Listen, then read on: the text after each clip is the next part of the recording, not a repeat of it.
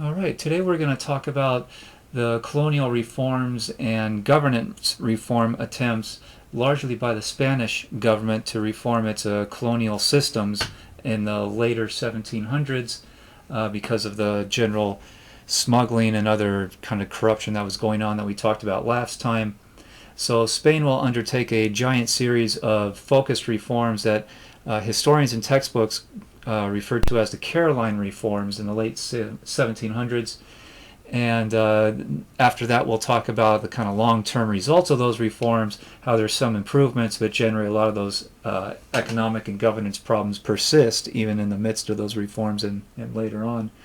And to wrap up today, we'll talk about the Portuguese government's attempt to reform how Brazil was functioning and to make it more efficient. So that's where we're headed today. So the Caroline reforms are called that because of the specific kings who were on the throne of Spain in the later half of the 1700s. So Caroline is really just a Latinized version of Charles. So that's why the textbooks will call these the Caroline reforms, named after just the king who happened to be on the throne when these reforms were attempted. One thing we should remember about governance in general in this era, and largely even today, is that the people running the administration, that the administration is named after, like the kings, they often don't kind of create reforms themselves. They often hire advisors to study problems and make suggestions and argue about possibilities. And the king or the leadership largely just kind of hears these arguments and approves or doesn't approve the attempts at reforms in general and just allows it to proceed. So a lot of times these kings and high government leaders aren't really doing the work themselves. They're relying on high advisors to do the research and make the proposals and convince the leaders basically that they should implement the suggested reforms.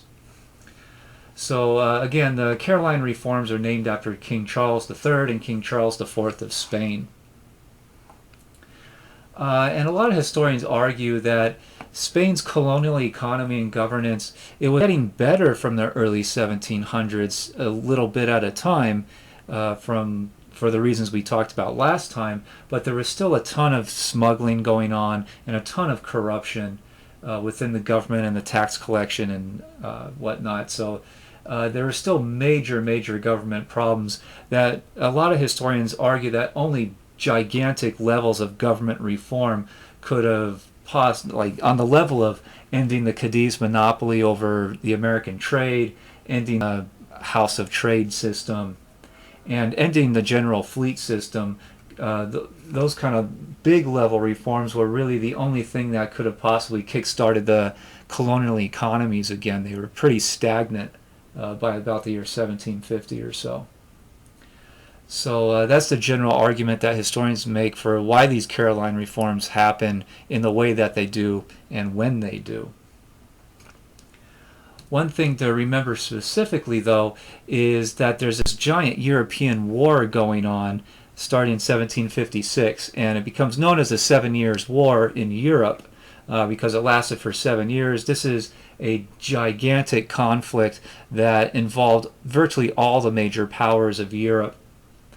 And it largely boiled down to a war between Britain and France, not just in Europe, but the reason this is important for Latin American history and world history in general is that the 7 Years' War between Britain and France spread to the British and French colonies all over the globe. So there's several different major theaters of warfare going on in these years. And the biggest one is in Europe, amongst many other European countries that got involved also. But internationally, it's largely between British and French forces, colonial forces in places like India or North America on this map, or the Caribbean.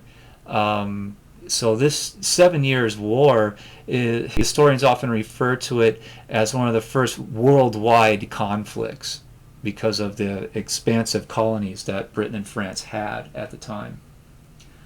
And Spain even gets involved a little bit, but not a whole lot. mostly on the colonial level, to end the war, and we'll talk about that later. But a lot of things were fairly important for talking about the immediate aftermath of the war. One of the biggest ones for Spain and the Spanish Empire was that Britain invaded and conquered Havana in the Cuban island. So the biggest city in Cuba, Britain invaded and conquered the city and held it in 1762, which largely humiliated Spain, to the point that after the war ended, the Spanish will get the city and get the island back. Then they'll launch off on an attempt to revamp their colonial defenses, not just in Havana, but largely all over their empire, because they're afraid in the next conflict that Britain will do the same thing. They'll attack and kind of pick off the most important colonies and just add them to the British Empire. So Spain will potentially lose a lot of territory, and fairly valuable territory. So Spain seems to have kind of used this embarrassment at Havana to justify a large kind of military empowerment strategy in their colonies, and that convinced the government to go even further to rearrange or reorganize not just their colonial defenses, but also their colonial administrations, bringing, say, all government structures under one kind of uniform, predictable structure that would be implemented in all of the colonies generally. So this is what really kicks off this Caroline Reform era. One of the larger kind of changes that are happening in the midst of these Caroline Reforms are a reorganization, especially of the South American colonies. Basically, the Viceroyalty of Peru, which was originally in charge of virtually everything in South America from Panama south, is starting to get split up because the Viceroyalty was just getting too big for one government to run effectively. So this even started off earlier in the 1730s. The Spanish government created a new Viceroyalty up here at the top in green, way up in the north, that they called the Viceroyalty of New Granada, which would include today's Panama, Colombia, Venezuela, and parts of what is today Ecuador. So that had already happened, and everything further south from there was labeled the still remaining Viceroyalty of Peru. But in the midst of these Caroline Reforms, they even split the Viceroyalty of Peru in half in 1777, where they create this new one kind of further to the southeast in this brownish area on this map that they call the Viceroyalty of Rio de la Plata. And the kind of Viceroyalty of Peru is this leftover middle piece in this kind of pinkish reddish area along the coastline still. So those are some kind of large reforms, and each viceroyalty was given its own capital city, its own administration, its own viceroy to run the place. So by the 1770s, even this reduced size of Peru was getting too large and too complex for just one capital city, one administration to oversee the whole thing. And in all of these new viceroyalties, the Spanish government tried to create uniform administrations, a similar governing structure in each of the different viceroyalties throughout all the sectors and all the provinces of each viceroyalty, in order to just make the government more predictable, so that if officials were moved from one viceroyalty to another, they would immediately know how the new government they're going into was functioning, because it was all supposed to run pretty much the same.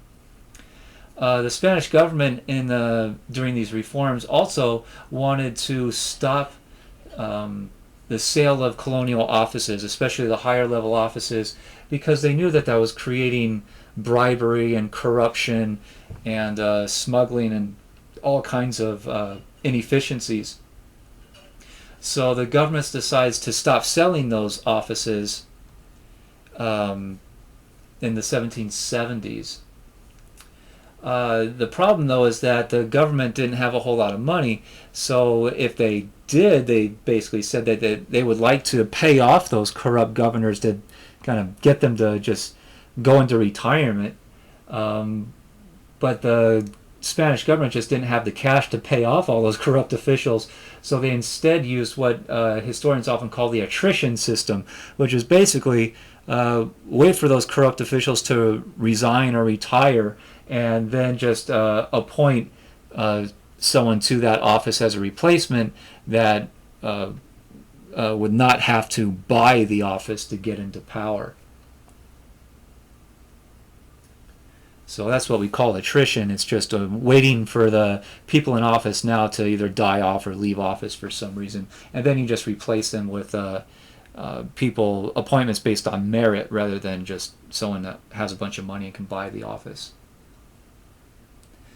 The government also wants to start general tax collection, kind of standardize that, and they start moving tax collectors around to meet the kind of population and economic growth patterns that are going.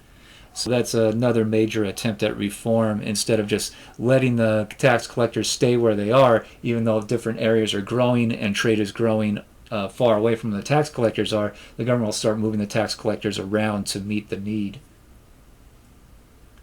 Another giant system that they implement is called the intendant system.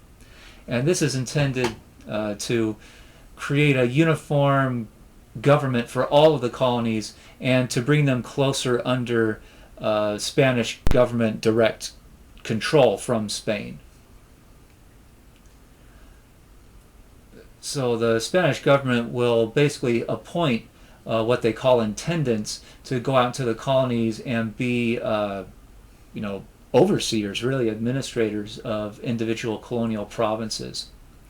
So the Spanish will implement this kind of region by region for about 20 years, from 1764 through the late 80s. So they'll appoint an attendant to a specific province in each region, and sometimes they'll appoint several intendants if a certain province has a very large population or a large amount of trade or industry or something like that. And one thing to remember is that the intendants are only Iberians. The government does not want to appoint people who grew up in the colonies, who were born and raised in the colonies, to be intendants, because the Spanish government is afraid that they're already corrupted because they grow up in a corrupt system. So that they're afraid that anyone who wants to achieve high office as they grew up in that corrupt system, they're mostly trying to get in because they want to be corrupt themselves and take bribes and whatnot. So the Iberians will be appointed based on merit. So the government appoints intendants to go into the colonies not based on how rich they were or how much money they gave to the government to buy that opportunity, but instead they are looking for good government functionaries, good administrators who have a reputation for doing a good job in the government and for making good decisions rather than decisions that just try to enrich themselves. So, these intendants would go into very large, sometimes booming economies, and the intendants often got overwhelmed. So the intendants often requested for subdelegates to be appointed to their local areas, and the government eventually agreed because just appointing the intendants themselves was the job was just too big for one person to do. So the intendant could have several subdelegates working underneath them on specific tasks or specific projects or specific jobs in the local administration, in the court system, in the tax collection system, or even in the military defense. The intendants would oversee the soldiers, and they could appoint leaders of individual groups of soldiers. So the intendant system at first worked very well wherever it was implemented, and therefore it expands because of it's such a success, especially in the first few years when it's appointed. Government revenues, tax revenues jump very highly, especially in the first 5 years whenever an intendant system is implemented in a specific region. Largely because it completely replaced the local governor and mayor system that was really corrupt to the core by the 1760s. So the intendants seem to do a good job immediately, right off the bat, and they seem to do a good job for the long term. The problem, though, is that the subdelegates largely did not gain big enough government salaries. The Spanish government didn't basically pay them well enough to convince them to avoid corruption. So a lot of the subdelegates start getting involved in smuggling or taking bribes or something to supplement their official government salary, which they felt wasn't kind of up to their standards. So where the subdelegates have a lot of power out in the countrysides, away from the kind of direct oversight of the intendant, that's where you'll start to see corruption and bribery start to grow again.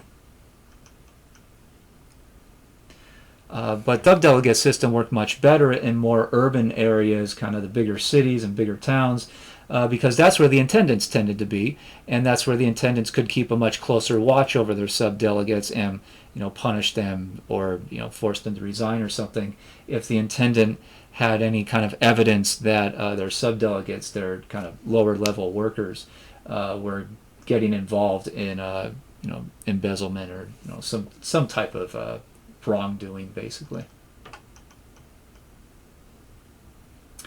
All right, so that's the intendant system. The next thing to understand, as all these reforms are getting going, we're also seeing very big changes in who has colonies, especially in North America, as a result of the war, the 7 Years' War that ended in 1763.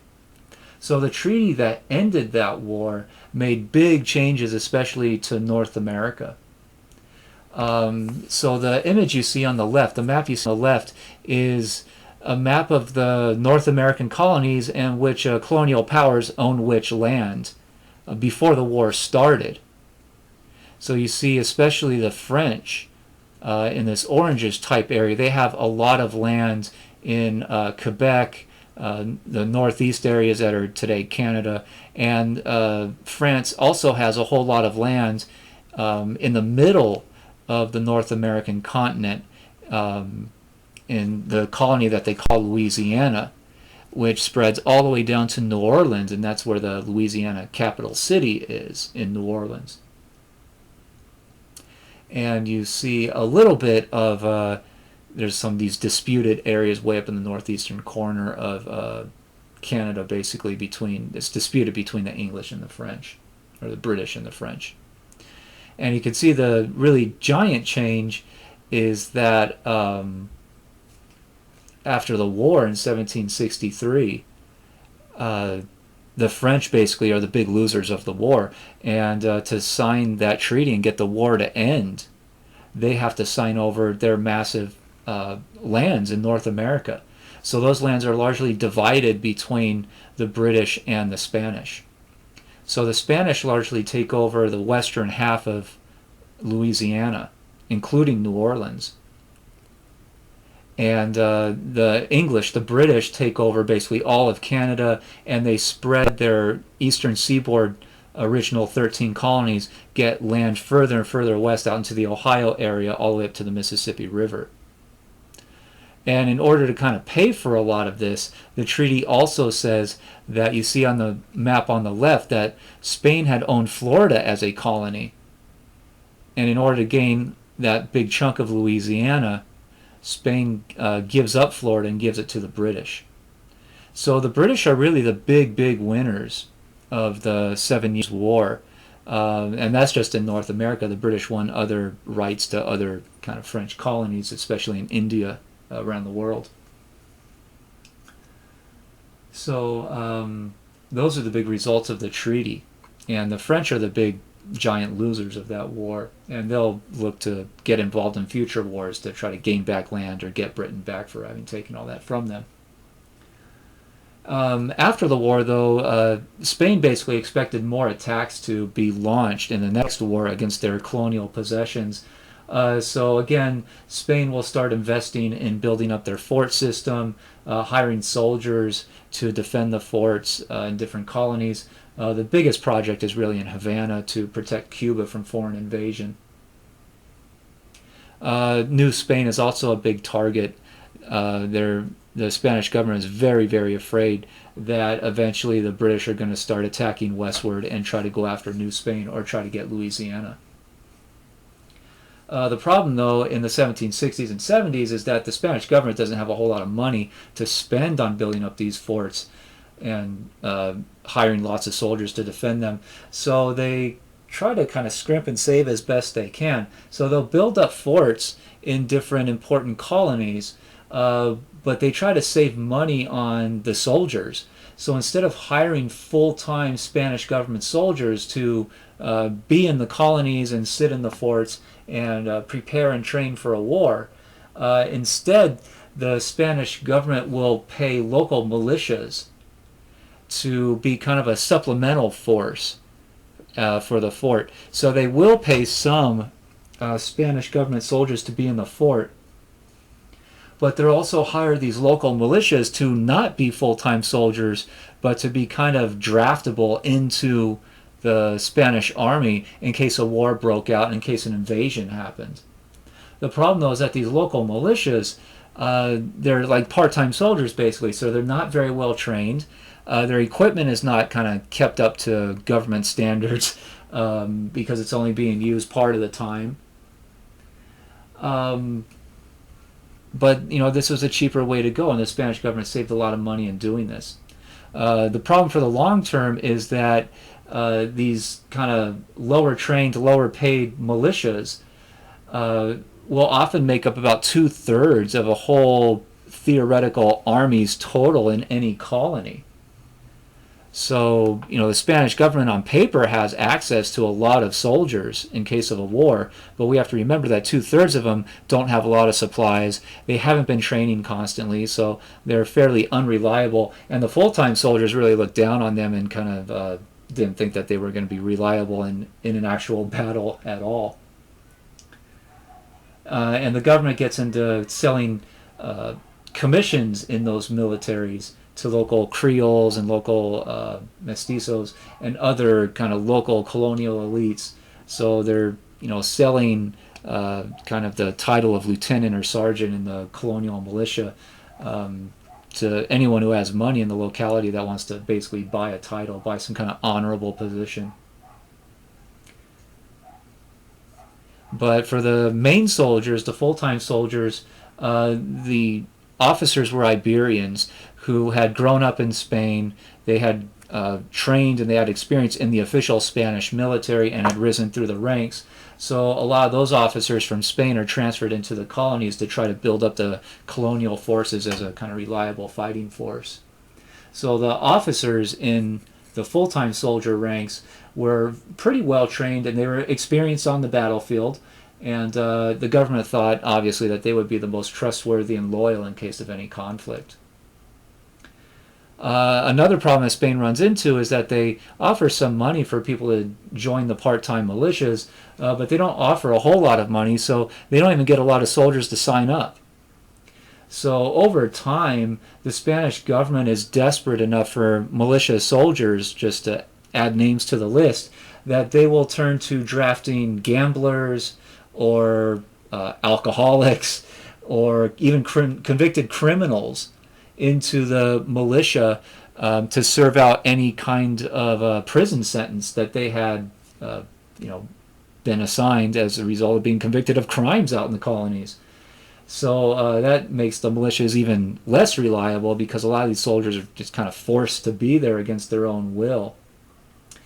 And many of these militia, especially some of these convicted criminals, they're looking for a good opportunity to escape and get away so they don't have to serve this prison sentence. They really don't like being in the army in case of a war.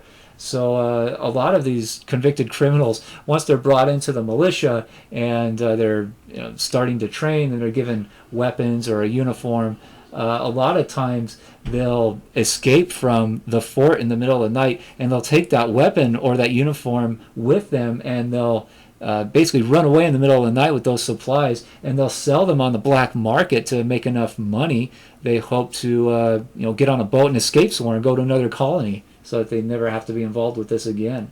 So, I mean, again, the very fact that they're selling the weapons, and there's even reports that they're selling their own boots that the government gave to them to fund their escape, shows us how unreliable the government thought that those soldiers could be, and you know, how, again, the government had a lot of names on paper, but did not have much faith that these militias would be a good fighting force to defend a colony.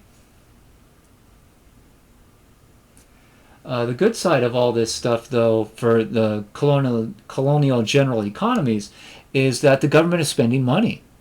They're spending money on building up forts, which means construction jobs for local workers and local companies, and companies that made cement or bricks or anything like that. There's suddenly government contracts out there because the government needs buildings built.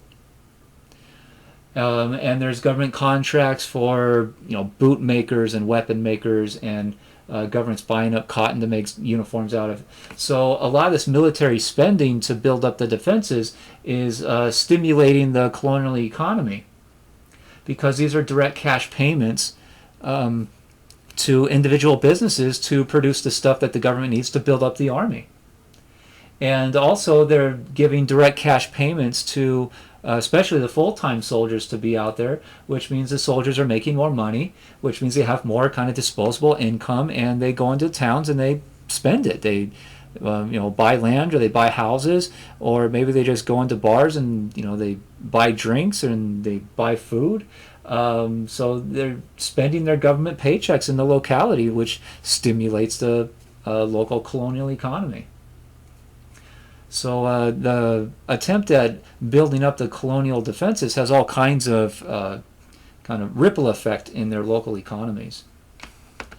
Another big trade that's attached to the Caroline reforms is called free trade within the empire.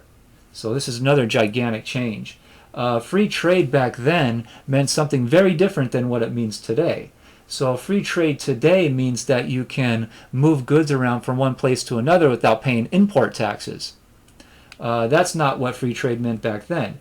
We have to remember, before this era, the Spanish government had kept very close control over where boats could go in the colonies, and they had to get specific permissions from the government to load up a boat with certain goods and go to another city in the colonies or another port. Free trade within the empire basically ends that close control over the shipping system. It allows ports to trade with each other pretty much unrestricted. So boats were allowed to go from one place to another without that close government oversight, even though they still had to pay the taxes once they would arrive in a different port. So it's opening up the ports, opening up the empire for boats to go where they want, but they still have to pay the tax. But the very fact that they could go where they wanted generally was a giant change in government policy. So the Spanish government started this with kind of an experiment in Cuba to see what the effect would be. So it opened up this free trade idea between Cuba and other of the Caribbean islands in 1765. And it was such a gigantic success. The newfound freedom for traders and merchants to go where they wanted just within those few islands drove economic growth so quickly and so clearly in those islands that the Spanish government starts to apply this free trade idea increasingly in other parts of the empire. So, for example, in its area of Louisiana in North America, it opened up that free trade idea in Louisiana and some of the other minor colonies kind of along the coastline in North America in 1778. Or through 1778, and then 1778 is the general year that most colonies are open to this free trade idea. And the very last ones to get added on were the most valuable ones, basically the New Spain colony, the Viceroyalty of New Spain, which is basically today Mexico and areas around Mexico, and Venezuela, the area around New Granada that we already talked about. So northern South America were the last ones to get added on to this new trade idea in 1789. And historians estimate that wherever this free trade idea was applied, pretty quickly, within a couple years, the economy would boom to the point where trade would double within just a couple years. So loosening up the restrictions had a very dramatic effect.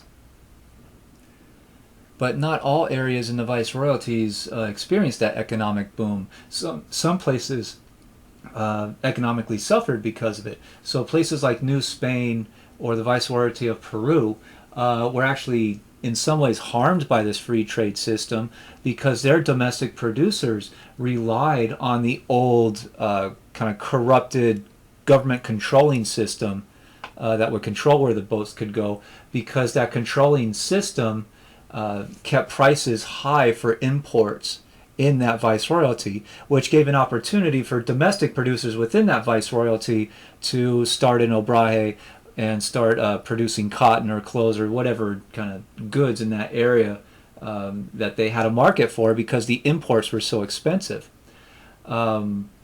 Once you get free trade going, though, you start getting more and more imports coming in. They still have to pay the tax, but just the sheer scale, the amount of the imports that are coming in reduces prices, which the local producers can't keep up with. So a lot of the obrajes, a lot of the domestic producers in that locality go bankrupt after this free trade idea gets going. But New Spain and the Viceroyalty of Peru, those viceroyalties remain the most wealthy and powerful regions in all of the Spanish colonies. But the new viceroyalties are growing quickly. So the viceroyalties of Rio de la Plata, of Granada, they're going to start growing economically very quickly because this free trade idea benefited them quite a lot. So their economies are growing fast in the late 1700s, even though they are still smaller than the older economies in Peru or New Spain. And a lot of the major cities in each of these viceroyalties, the big cities start to grow very, very quickly because the export markets are growing. It attracts more people, it attracts more population. So those economies are generally doing pretty well. And as you get populations growing in cities, that means that the agriculture sector is going to grow also, because all these people that are this increased population needs to eat. So the farming landowners in the areas around the big cities start to do very well economically because they have to feed the population. So you start to see an agricultural boom in the late 1700s also, unlike any agricultural boom in any area of the Spanish colonies since the conquest era of the 1500s. So this kind of market expansion, this population expansion, the end of the kind of controlling fleet system, and the general kind of diversification of each colony's economy basically pushes economic growth, and tax revenues grow as the economy grows, and Spain starts making a whole lot of money off these colonies again on a scale that they hadn't really in perhaps a couple centuries by then.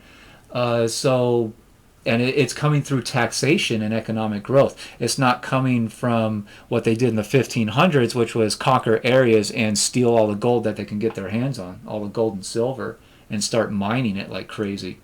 The newfound wealth is really just through trade and increased jobs and opportunities, and just taxing the businesses basically. So Spain starts making so much money from this economic growth by the 1770s and 1780s that Spain tries to get back into the kind of European power system. It's an enriched country, and so Spain will get back into fighting larger European wars and trying to invest in those wars to get more territory, and try to kind of push its political ambitions on the rest of Europe and on the rest of the world. As for the kind of sugar plantation and the sugar markets, you generally have a fast-growing price of sugar throughout the world at market. So sugar prices are growing after the war ended in 1763, which pushes Cuba's development of sugar, the sugar plantations in Cuba, and also other Caribbean islands that other European powers have colonized. So the sugar market is growing expansively. So there's a lot of profit to be made in growing and selling sugar on the world market in the late 1700s. And of course, as you have more sugar plantations growing more sugar, employing more workers, they need food to eat, so that benefits also the agricultural sector in those viceroyalties also. But despite all this economic growth, the Spanish colonies still have major economic and social and governance problems in the late 1700s, even after all these reforms. So the biggest problem really is the continuing gap in wealth between the rich and poor. This gap between the incomes of the rich that are largely landowners who own large plantations, or they own the mineral mines that are still, mining gold and silver out there. The merchant class that are doing the buying and selling and moving goods from one area to another. And generally the kind of investment class, the investor class that tries to use its money to invest in a business or buy land or something to make even more money in the future. So those are the big areas or the sectors of the economy that are making people rich. And those are the areas that the elite basically occupy in the economy. Whereas the poor are usually small-scale farmers who might have a little bit of their own land, maybe a couple acres or so, but maybe not enough to sustain their family, to feed their family, and also sell crops at market to make money to buy more land. So a lot of these smaller farmers go under, they go bankrupt, because they are not making enough money to pay off their loans that they used to buy the land in the first place. So a lot of times these smaller farmers are going under, and they have to go into the cities to take jobs in whatever obraje or whatever industry or whatever job they can really get to feed their families. So a lot of the smaller landowners turn into unskilled laborers in the cities. And if they can't find jobs that can pay rent in a city and pay for food, many times they just become homeless after 1750. So Mexico City itself, really one of the biggest cities in all of the Spanish Empire, at any time had tens of thousands of homeless people living in the city, even in the boom times when the economy was doing very well. And Mexico City's homeless population could grow to be up to 1/3 of the overall city population in times of economic downturns, what we would today call recessions, when there's large amounts of layoffs and whatnot. And another big problem is that the wealthiest class largely emigrated from Iberia. They were the investor class who grew up in Spain, and their families sent them into the colonies to make the family a lot of money somehow through investments. So they needed someone in their family to be on site in the colony to run the investment, run the business. And so a lot of these Spanish-born people move into the colonies and do that. And they largely look to intermarry among other wealthy elite families, because as we talked about last time, they're looking to expand their business opportunities and expand into even government offices and into the church or something like that, to expand their reach into the power structures of their time. So a lot of these investor families, they'll have one son run kind of merchant business, to have a kind of stake in that industry. They might have another son run an agricultural business, run a large plantation or a farm, and another son might run the family's mining operations. So a lot of these families look to diversify their investments in order to enhance their ability to get credit, because if one business goes down, it doesn't affect the others. They'll still have other businesses that are money-making ventures, so they're profitable. So diversifying their investments would often be seen as a way of protecting against bankruptcy in case any one industry went down over the long term.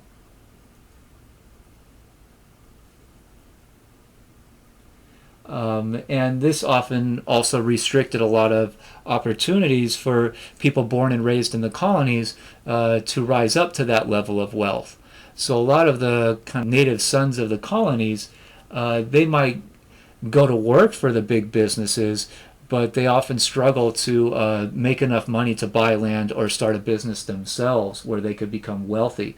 So a lot of the people that are born and raised in the colonies can become like government or business company bureaucrats in the mid-level, but they often have very difficult time rising up to the highest levels of wealth and power and influence.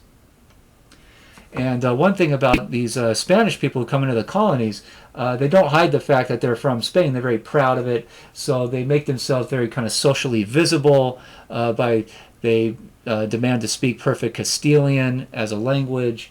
They wear very kind of flashy clothes. They have big houses. So they make themselves kind of very distinct from the local Creoles or the local mestizos, which starts to build a lot of social resentment because a lot of the Spanish coming into the area see themselves as an elite class and they don't want to intermix or have much to do with people that were born in the colonies. So that builds a lot of kind of anger at the Spanish amongst the people that were born and raised in the colonies. They see them as a kind of high and mighty types that lord their power and wealth over the people born in the colonies. And there's really a kind of class-based anger between the kind of working class that are born in the colonies and these elites that are coming over from Spain. And over time, over the decades, that will build a kind of class resentment of the Spanish, and will build a lot of a kind of colonial nationalism and a kind of national type pride of being born and raised in the colonies, and looking at the Spanish as eventually as outsiders who are very controlling and very elitist. So we'll see that start to rise up in the next module where we start to see the revolutions.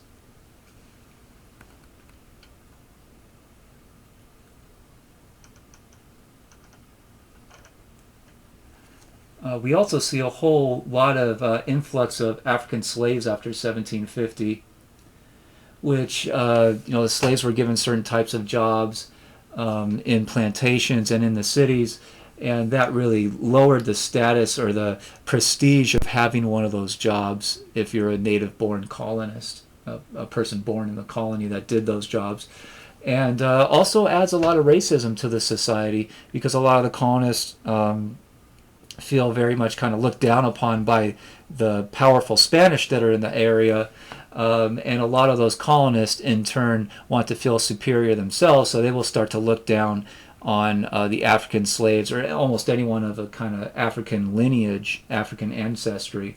So this adds a lot of racial anger and animosity to the kind of stirring the pot in the colonies that will eventually cause a lot of racial anger. And as we'll see in the next module with the revolutions, a lot of those revolutions will take a racial tone also. Another big problem for Spanish governance and the Spanish economy in these areas is that the Spanish government structure just, they're still running on this idea that the purpose of having a colony is to enrich the home country. So the Spanish government is still looking to tax the colonies, but they're not looking to reinvest that tax money into building up any kind of systems in the colony that would add to future economic growth. So the Spanish government is taking the money, the tax money, out of the colonies, and they're bringing it back home to Spain for the Spanish government to use whatever it wants back home. So that means that the colonial governments often don't have the funding to build very good roads or build a good school system or invest in any kind of early industrial technology that's starting to happen in the 1700s. So the Spanish government infrastructure in the colonies really stagnates, even though the economy is growing and there's a lot of tax revenue happening. That tax revenue just isn't spent in the colonies itself for the most part. And perhaps an even bigger problem is that the Spanish government just outlawed the colonies building their own industrial base. The Spanish government did not want the colonies to build their own factories. They'll allow some obrajes on a small level, but they do not want the colonies producing their own goods for their own consumption, largely because the Spanish government back in Spain wants Spanish producers of those goods in Spain to make that stuff and then import it into the colonies for sale, because a lot of Spanish companies make a lot of money that way. So the Spanish government's very afraid if they allow the colonies to develop their own industry, their own domestic production, that would hurt the producers in Spain itself. So there's a kind of lack of investment on the government level and just in individual companies in the colonies, which hurts their long-term economic prospects.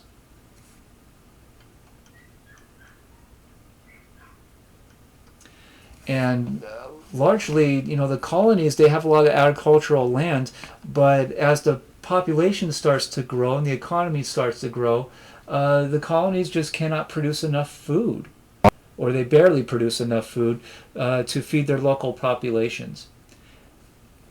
So we have long-term economic problems that still exist in the Spanish colonies, even though there's economic growth going as a result of the Caroline reforms. And some of the biggest problems that you'll see between government and economics is that you start to see a separation of wealth from government position or government status. So again, these growing populations in the colonies, these people need to eat.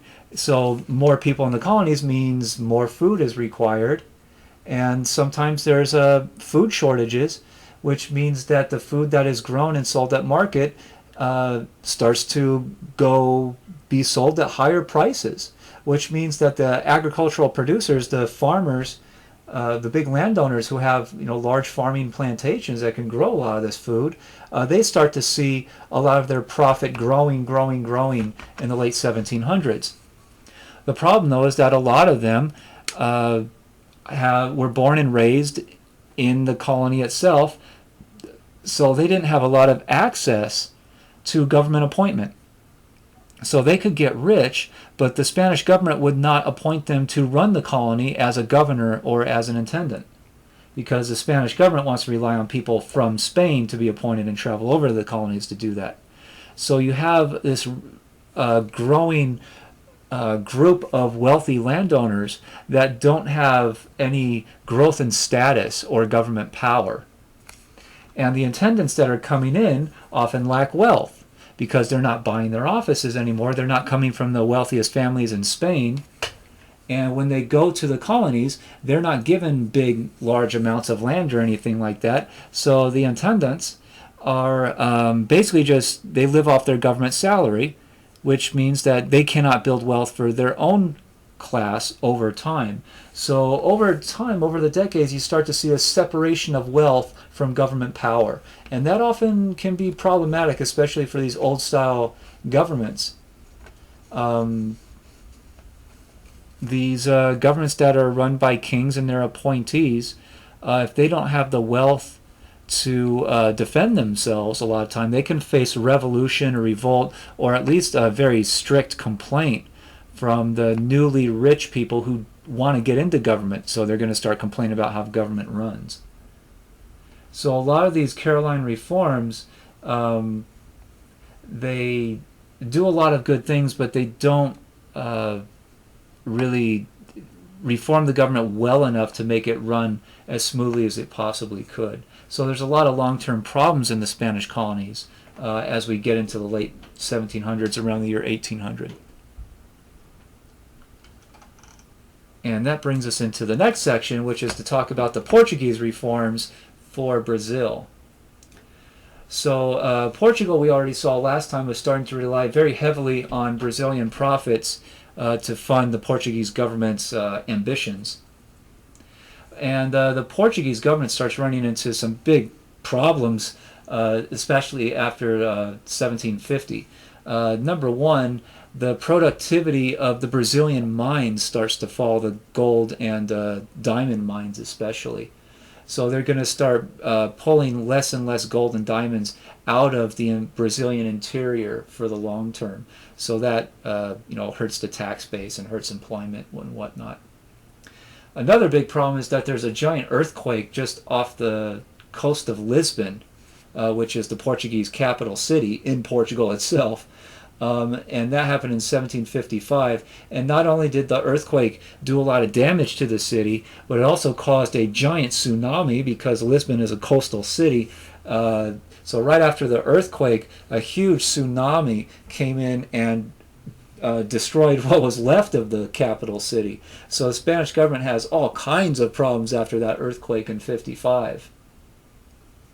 And we need to remember that Portugal had just declared independence and fought a war with Spain.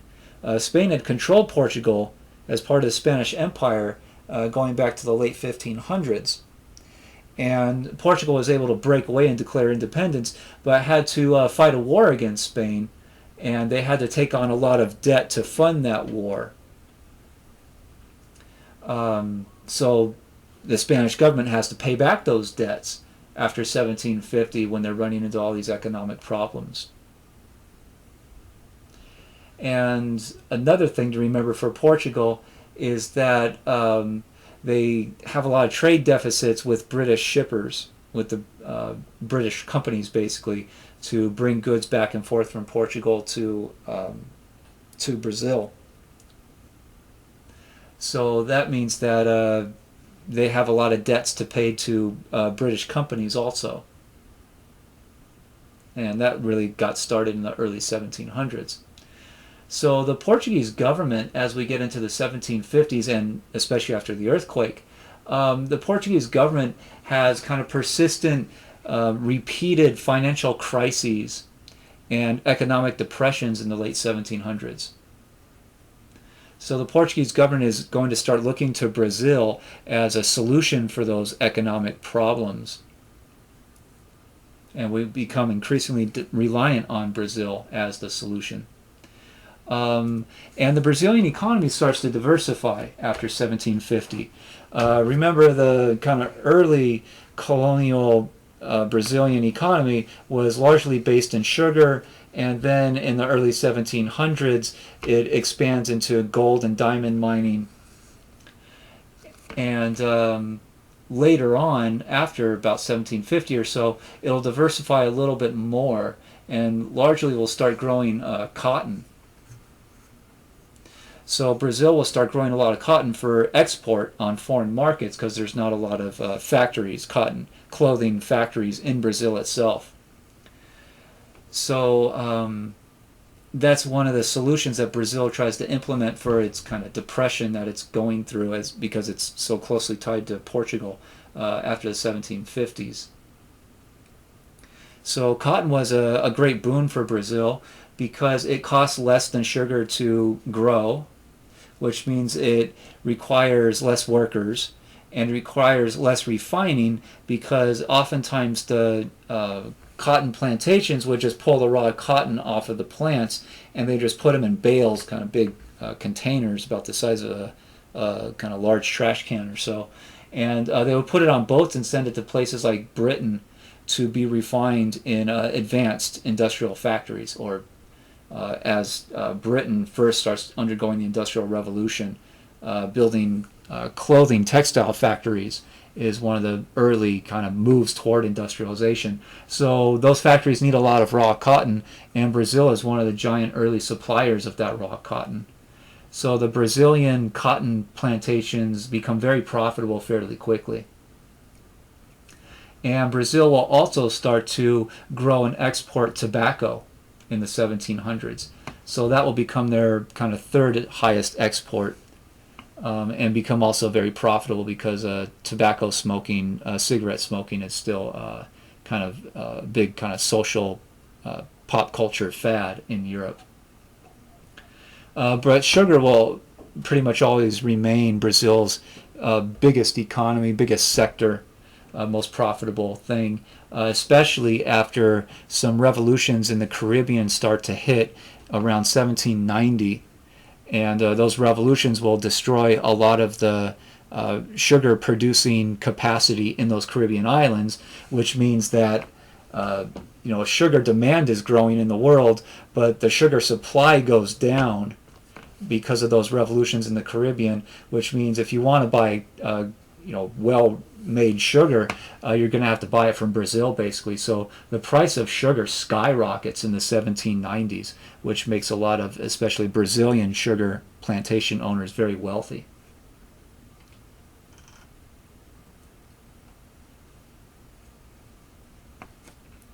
And another big development in the 1750s is that Portugal and Spain signed a treaty called the Treaty of Madrid in 1750 that is a big attempt to end their rivalry for land and territory between their empires, especially in South America.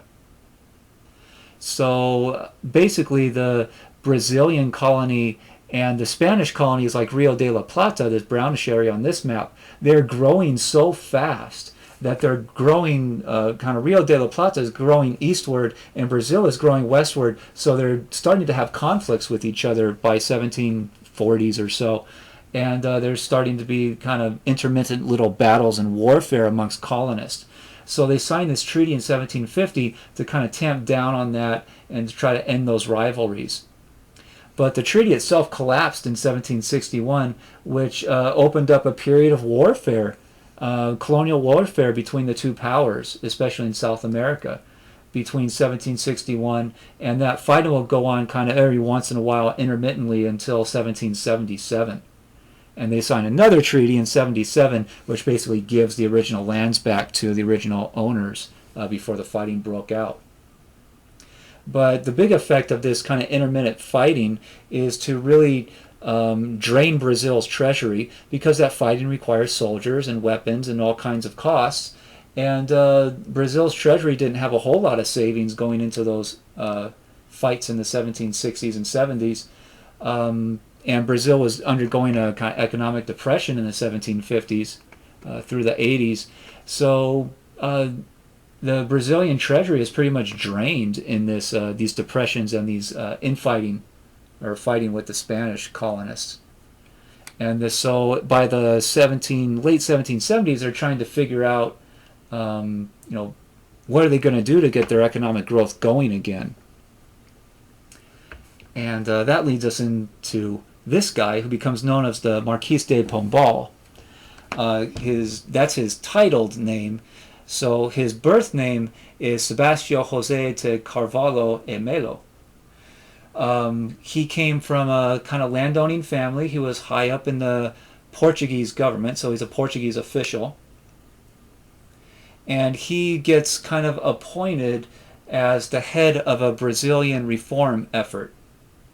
So he is going to be the head of a kind of study group, basically a work group in the Portuguese government, to try to figure out how to end the Brazilian kind of recessions and get their economic growth going again. And eventually his reforms that he's the leader of will become so successful that he'll be rewarded with, the government will give him lands in Portugal, basically. So he becomes a marquis, which is like a duke or a knight, basically, over those lands. And those lands are called Pombal. So he becomes the owner of Pombal. That's what that title means eventually. So that's what the textbooks will refer to him as, the Marquis de Pombal. So what are the big things that he advocated as kind of reform attempts? Number one, he wanted the crown, the Portuguese monarchy, the official Portuguese government, to assert increased authority over Brazil, kind of more closer oversight over the Brazilian government and economy. So he thought that closer control, along with other reforms that we're going to go through, would contribute to economic growth and kind of rekindle the Brazilian economy again. So he built up this council to oversee trade and tax collection and kind of make those systems more efficient and more generally profitable for the government in Brazil. So he reorganizes what becomes known as the Brazilian Council to oversee and open up trade and make sure that tax collection runs more efficiently, and also build up the defense system, build up forts and hire soldiers and whatnot. He will also reorganize the treasury and establish treasury offices in every single province in Brazil.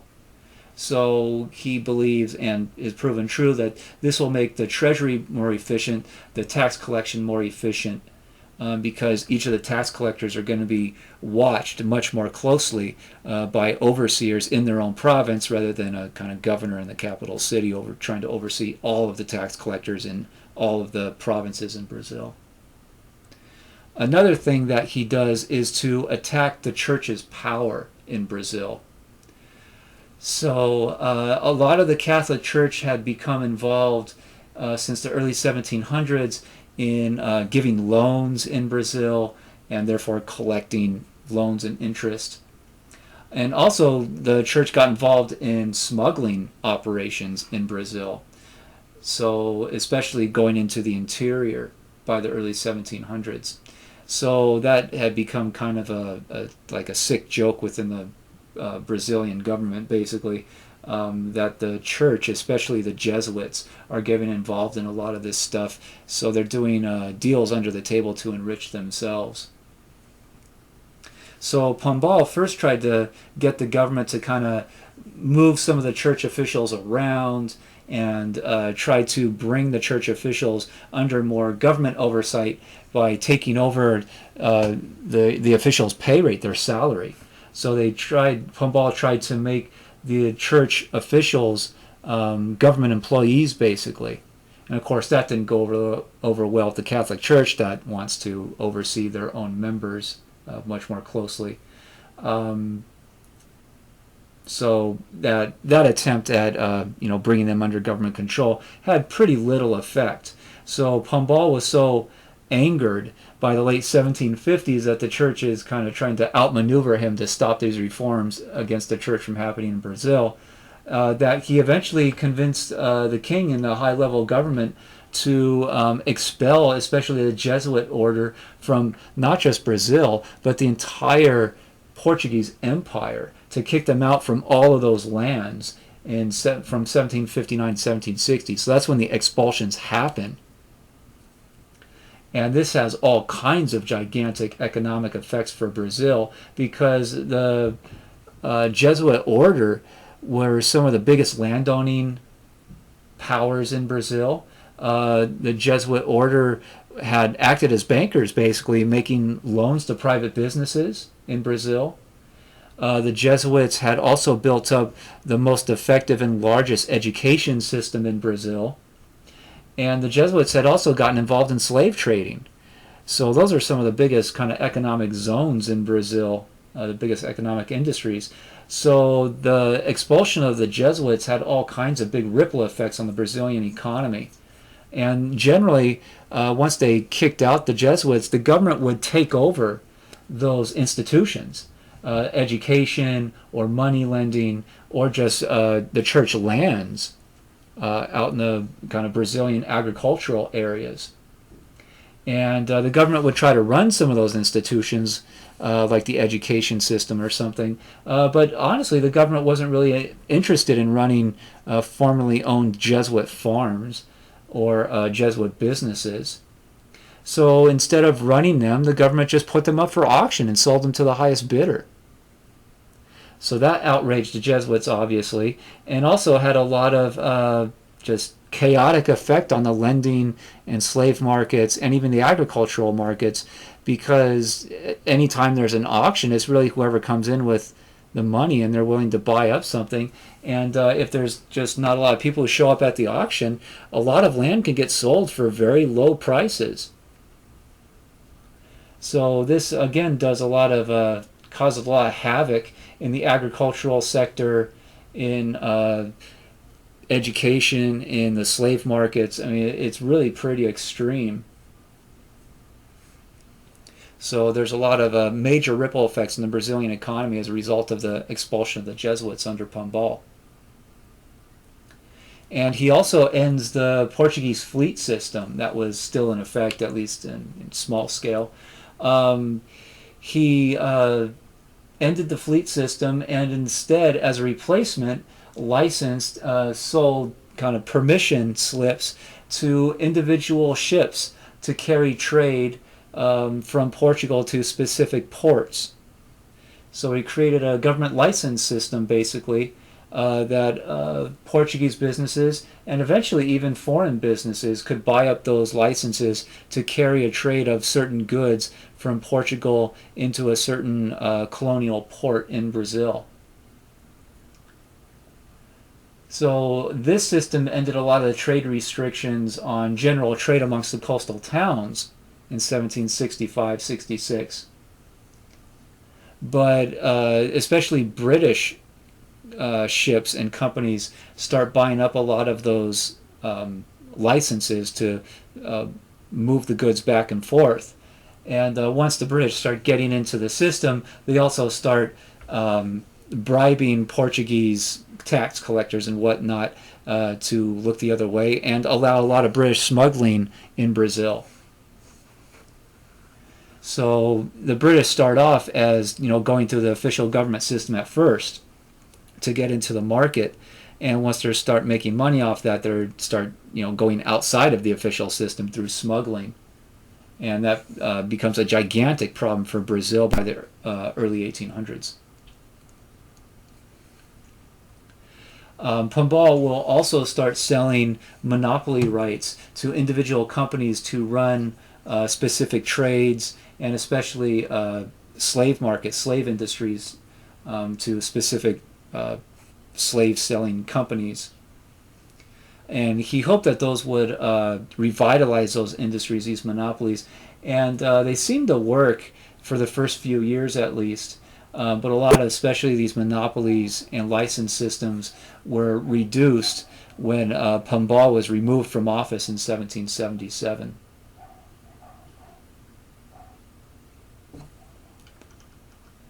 So Pombal in the 1750s and 60s was seen as very successful.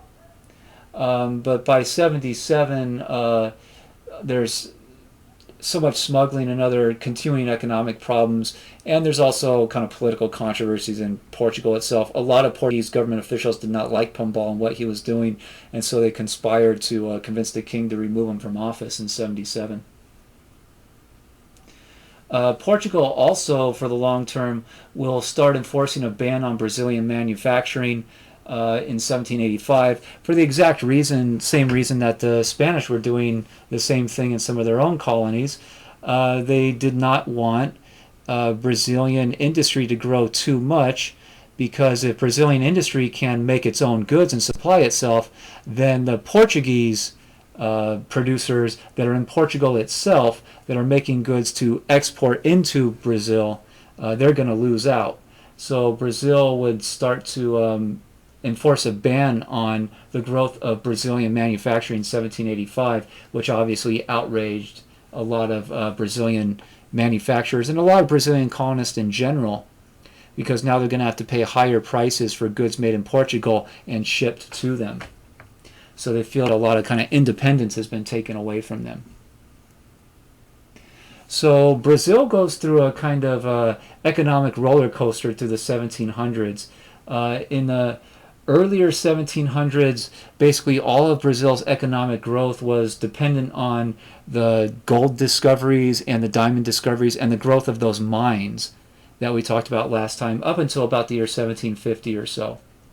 And after 1750, a lot of Brazil's economic growth is a direct result of Pombal's reform system. So Brazil's economy was starting to stagnate in the 1740s up to about the year 1750 when Pombal was put into office and given these powers to kind of try to make the government more efficient. And it seemed to work fairly well. His reforms reinvigorated the Brazilian economy up through the 1780s or so.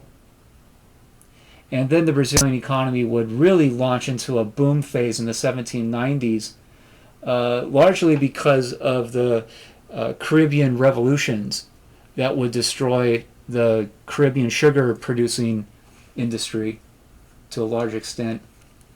And that would enrich, as a result, would enrich a lot of the Brazilian sugar industry, because Brazil is going to be one of the big places in the world that's left, that's not in revolution, that can produce sugar and meet the worldwide demand.